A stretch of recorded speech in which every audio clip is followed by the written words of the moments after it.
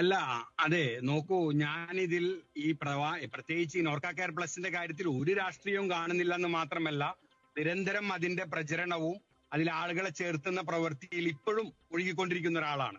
കാരണം ഈ പ്രവാസി വിഷയത്തിൽ രാഷ്ട്രീയം പാടില്ല എന്നുള്ള ശക്തമായ അഭിപ്രായമുള്ള ഒരാളാണ് ഞാൻ, അഡ്വക്കേറ്റ് വൈ എ റഹീമിൽ നിന്ന് വ്യത്യസ്തമായി. അതുകൊണ്ട് തന്നെ ഞാൻ ഈ സർക്കാർ ഇത് റീ ഇനിഷ്യേറ്റ് ചെയ്തതിന് 100% സ്വാഗതം. അതിൽ ആളുകളെ ചേർത്തുകയും അതിനുള്ള പ്രചാരണം, പ്രത്യേകിച്ച് ഷാർജ ഇന്ത്യൻ അസോസിയേഷൻ അതിനുവേണ്ടി കൗണ്ടർ ആരംഭിക്കാൻ പോവുകയാണ്. ഈ 18-ാം തീയതിയാണ് ഇതിന്റെ ഒഫീഷ്യൽ ഇത് തുടങ്ങുന്നത്, ജോയിനിങ് ആരംഭിക്കുന്നത് എന്നുള്ളത് കൊണ്ട് തന്നെ ആ ഡേറ്റ് മുതൽ ഇത് തുടങ്ങാൻ പോവുകയാണ്. അസോസിയേഷനിൽ കൗണ്ടർ ഇട്ടുകൊണ്ട് ആളുകളെ ചേർത്താൻ പോവുകയാണ്.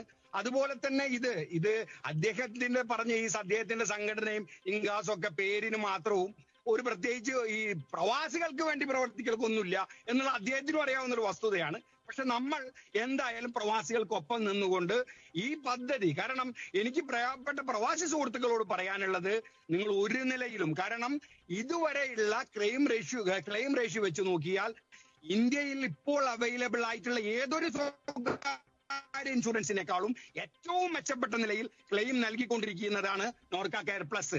അത് അന്നത്തെ സർക്കാരിന്റെ ഇച്ഛാശക്തിയാണ് അത്തരം ഒരു പദ്ധതിയെ കൊണ്ടുവരുന്നതും അത് നല്ല നിലയിൽ കൊണ്ടുപോകുന്നതും. ആ പദ്ധതിയുടെ സെയിം പദ്ധതി തന്നെയാണ്, ഒരു മാറ്റവും ഇല്ല.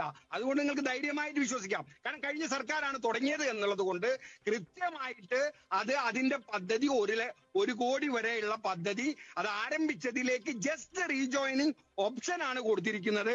അതുകൊണ്ട് പ്രിയപ്പെട്ട പ്രവാസി സുഹൃത്തുക്കൾ അവസരത്തെ ഉപയോഗിക്കുക. നിങ്ങൾ 12 മാസം, അതായത് ഏപ്രിൽ മാസം 14-ാം തീയതി ഇതിന്റെ ഡ്യൂറേഷൻ കഴിയും. ഏപ്രിൽ മാസം 14-ാം തീയതി തൊട്ട് വീണ്ടും നിങ്ങളും ഈ നിലവിലുള്ളവരും ഒരേപോലെ തന്നെയായി മാറുകയും ചെയ്യും.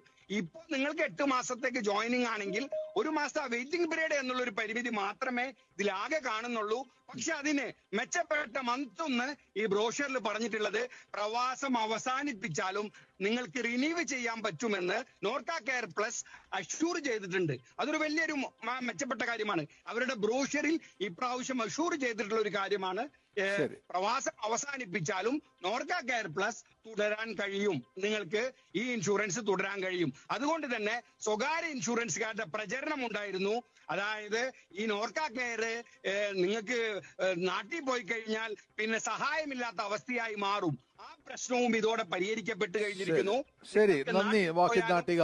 ഈ ഒരു ഘട്ടത്തിൽ ഞങ്ങളോട് പ്രതികരിച്ച് വിശദാംശങ്ങൾ നൽകിയതിന്.